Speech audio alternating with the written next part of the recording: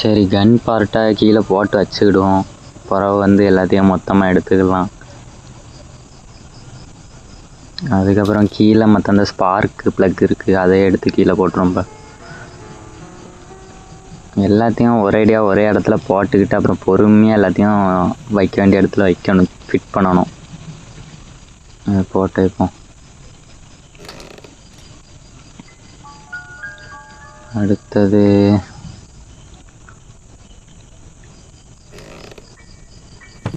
இங்கே ஏதாவது கிடைக்கான்னு பார்ப்போம்.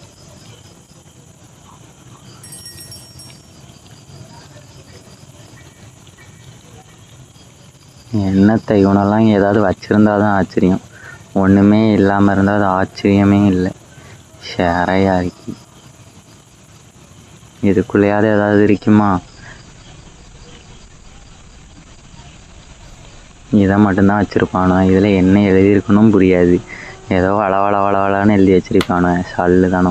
இதுக்காண்டி இதை ஸ்க்ரீன்ஷாட் எடுத்து கூகுளில் போய் ட்ரான்ஸ்லேட் பண்ணி தான் பார்க்கணும். சல்லு தானோ.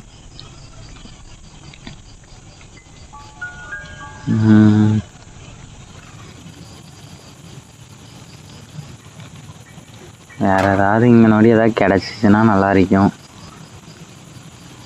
வாய்ப்பே இல்லை, எதுவுமே இல்லை. இதுக்கு ப்ளே ஹவுஸ் கீ வேணும், அது இருந்தால் தான் திறக்க முடியும்.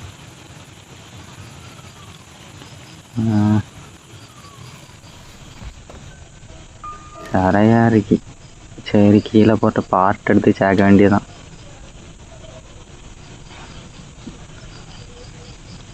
எதை எடுக்க? ஆமாம், ஷார்ட் கன்னை போய் ஃபிட் பண்ணுவோம்.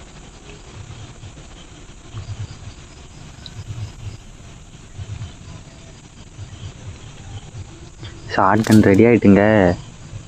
சரி, ஷார்ட் கன் ரெடி ஆகிட்டு.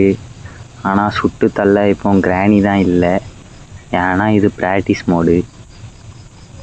ஆனால் நீங்கள் ஃபாலோ நல்லா சப்ஸ்கிரைப் பண்ணி நம்மளை கொஞ்சம் அப்படி ஏற்றி விடுங்க. அடுத்தது ட்ரைனிங் மோட்லாம் போட மாட்டோம். அடுத்தது கிராணி வர வச்சு அவ்வளோ மண்டையிலே பொட்டுன்னு போடுவோம். அவ்வளோதான். நீங்கள் தான் சப்போர்ட் பண்ண மாட்டேங்கிங்க.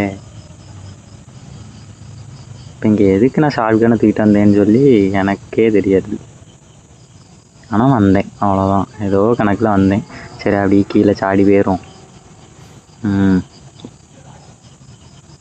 டொமில் கீழே விழுந்தாச்சு.